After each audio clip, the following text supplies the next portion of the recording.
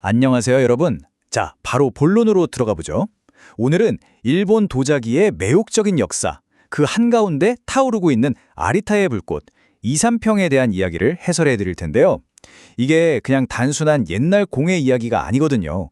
국가 간의 갈등, 엄청난 발견, 그리고 예술이 어떻게 국경과 비극을 뛰어넘어서 세계적인 유산으로 피어나는지 보여주는 정말 흥미진진한 기록입니다. 같이 한번 빠져보시죠. 본격적인 이야기에 앞서서요, 흥미로운 질문 하나 던져볼게요. 왜 일본의 한 마을에서 한국인을 위해 신성한 축제를 여는 걸까요? 요즘 관점에서 보면 진짜 놀랍고도 묘한 대비잖아요. 일본 큐슈에 아리타라는 마을이 있는데요. 여기서 매년 도조제, 그러니까 도자기의 조상을 기리는 축제가 열립니다. 그런데 이 축제에서 거의 신처럼 추앙받는 주인공이 바로 조선 출신의 인물이라는 거 혹시 알고 계셨나요? 첫 번째 파트, 아리타의 봄, 한 조선인입니다. 도조제가 열리는 날의 풍경으로 가보죠. 축제 기간이 되면요, 아리타 거리 전체가 그야말로 거대한 도자기 장터로 변신합니다. 이 도조제가 바로 일본자기의 아버지라 불리는 조선인 도공 이삼평을 기리는 행사거든요. 이 지역 공동체 전체가 이 조선인 도공의 혼, 그리고 그가 남긴 기술적 유산을 기리기 위해서 정말 진심을 다해 제사를 지냅니다. 그러니까 이게 그냥 단순한 관광 행사가 아니라요, 자신들의 정체성을 만들어준 인물에 대한 아주 깊은 존경의 표현인 셈이죠. 자, 여기서 정말 주목하셔야 할 게 바로 이 14라는 숫자입니다. 이삼평의 이야기가 그냥 아주 먼 옛날 이야기로 끝난 게 아니거든요. 무려 14대째, 그러니까 14대에 걸쳐서 그의 후손들이 지금 이 순간에도 아리타에 살면서 도자기를 빚고 가업을 이어가고 있습니다. 역사가 지금도 살아 숨쉬고 있는 거죠. 그렇다면 도대체 어떻게 조선의 도공이 일본 도자기의 시조가 될 수 있었을까요? 그 진짜 배경을 이해하려면 시간을 조금 거슬러 올라가야 합니다. 두 번째 파트, 흙과 불의 한계입니다. 도기와 자기의 차이를 한번 짚고 넘어가죠. 우리가 흔히 아는 도기, 그러니까 일반적인 그릇하고요, 자기는 기술적으로 아주 명확한 차이가 있습니다. 당시 일본에서 주로 만들던 도기는 점토를 써서 비교적 낮은 온도에서 구워냈거든요. 반면에 자기는요, 고룡토나 도석 같은 특수한 돌을 가루내어 만든 흙으로 무려 1300도가 넘는 엄청난 고온을 견뎌내야만 탄생할 수 있습니다. 자기가 훨씬 단단하고 얇고 심지어 맑은 빛이 투과될 정도로 아름답잖아요. 바로 이 불과 흙의 한계가 당시 일본이 반드시 넘어야 할 가장 큰 벽이었습니다. 왜냐하면 전쟁 전의 일본에는 이 자기를 만들어낼 기술 자체가 아예 없었거든요. 그래서 그 반투명하고 아름다운 명나라의 청화백자나 조선백자를 전량 수입에 의존해야만 했습니다. 당시 일본 지배층 사이에서 다도 문화가 엄청난 유행이었는데 이 수입산 자기는 그야말로 최고급 명품, 어마어마한 사치품 대우를 받았습니다. 당연히 일본 내부에서는 이 자기 생산 기술을 직접 확보하는 게 엄청나게 중요한 경제적, 문화적 미션이었겠죠. 세 번째 파트, 도자기 전쟁과 강제 이주입니다. 임진왜란이 가져온 변화를 살펴보겠습니다. 1592년에 발발한 임진왜란을 역사적으로 종종 도자기 전쟁이라고 부르기도 하는데요. 1590년대 내내 일본의 다이묘들은 이 선진 기술을 가진 조선의 도공들을 아주 조직적으로 포로로 삼아 일본으로 끌고 갔습니다. 전쟁이 끝난 후에는 이 도공들이 일본 각지의 영지로 흩어져 정착하게 되고요. 그러다 1600년대 초반에 마침내 아리타 지역에서 이주미야마 채석장이 발견되는 흐름으로 이어집니다. 한 개인의 비극적인 강제 이주가 훗날 거대한 산업과 문화의 변화로 이어지는 결정적인 대목인 거죠. 당시 각 지역의 영주들, 다이묘들은 이 끌려온 장인들을 자기 영지의 경제를 완전히 뒤바꿔 놓을 핵심 자산으로 여겼습니다.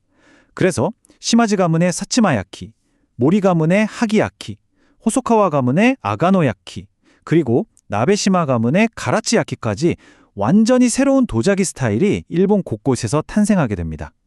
그리고 바로 이 나베시마 가문이 데려간 사가번의 도공 집단 속에 오늘 우리가 이야기하고 있는 주인공 이삼평이 있었던 겁니다. 네 번째 파트, 흰 돌의 기적입니다. 일본 자기혁명의 진짜 시작을 보시죠.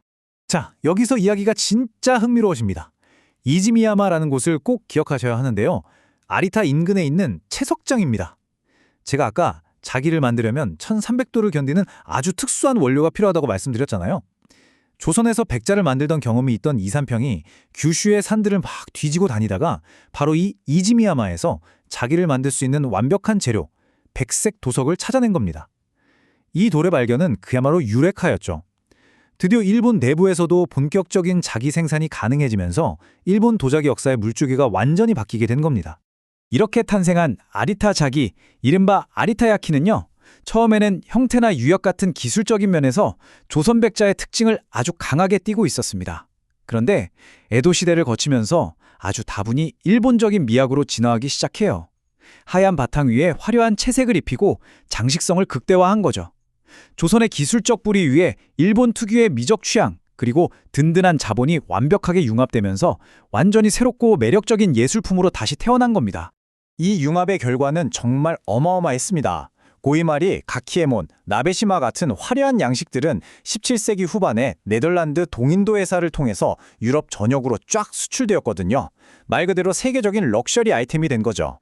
전쟁 때문에 강제로 끌려간 조선 도공들의 손끝에서 시작된 기술이 모순적이게도 머나먼 유럽 귀족들을 열광시킨 거대한 글로벌 수출품을 탄생시켰다는 사실, 정말 아이러니하지 않나요?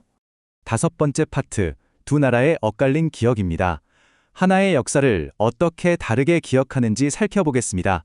이 부분은 역사를 대하는 두 나라의 태도가 어떻게 엇갈리는지를 아주 명확하게 보여주는데요. 일본은 수백 년 동안 이삼평을 도조, 즉 도자기의 시조로 모시면서 지역 문화의 창건자로 대우해 왔습니다. 반면에 한국은 오랫동안 그를 제대로 기억하지 못했죠. 아무래도 전쟁 포로로 끌려간 상황이다 보니 조선 후기의 기록이 많이 유실됐고 타국에서 일어난 일이었으니까요. 일본은 그의 문화적 공헌을 기리느라 강제 동원이라는 폭력적 비극을 좀 희석시키기도 하고, 반대로 한국은 역사적 아픔에 가려져서 그의 뛰어난 업적 자체를 간과해버린 그런 엇갈린 모습을 보인 겁니다. 이런 복잡한 상황이 바로 이 문장에 아주 완벽하게 요약되어 있습니다. 이삼평은 전쟁의 피해자이자 문화의 개척자였다. 그의 삶은 어느 한 국가의 단순한 영웅담으로 환원될 수 없다. 와, 정말 깊은 울림을 주는 문장이지 않습니까? 최근 학계에서도 그를 이렇게 새롭게 바라보고 있습니다. 강제로 고향을 떠난 프로이면서 동시에 새로운 문명을 열어젖힌 창조자였던 거죠. 우리는 그를 어느 한쪽에 편협한 시선으로만 볼 게 아니라 아주 입체적이고 훌륭한 역사적 매개자로 이해해야 합니다. 마지막 6번째 파트입니다. 국경을 넘은 불꽃에 대해 정리해 보겠습니다. 오늘날 이삼평을 모시는 도조 신사, 그리고 그가 힌도를 찾아냈던 이주미야마 채석장은요, 그냥 흔한 관광지나 유적지가 아닙니다. 이곳은 극한의 생존, 기적 같은 문화적 융합, 그리고 동아시아가 함께 공유하고 있는 아주 복잡한 역사를 증명하는 살아있는 기념비입니다. 아리타의 그 눈부시게 하얀 자기는 단순한 찻잔이나 그릇이 아니라 국경을 뛰어넘은 예술혼과 전쟁의 비극이 함께 뜨거운 불꽃 속에서 구워진 그 물성 자체인 셈이죠. 오늘 우리가 이 탐구의 시간을 통해서 이 역사를 꼭 기억해야 하는 이유가 바로 여기에 있습니다. 자, 오늘 해설을 마무리하면서 여러분께 아주 도발적인 질문을 하나 던지고 싶습니다. 여러분의 일상 속에 놓여있는 아름다운 물건들 중에 과연 또 어떤 것들이 국경과 역사의 복잡하고 때론 비극적인 섞임 속에서 탄생했을까요? 박물관 유리관 속에 있는 예술품뿐만 아니라 오늘 우리가 매일 무심코 쓰는 물건들의 숨겨진 역사를 다시 한번 깊이 생각해보는 계기가 되셨길 바랍니다. 지금까지 함께해 주셔서 정말 감사드리고요. 저는 다음 시간에도 흥미진진한 이야기로 다시 찾아오겠습니다.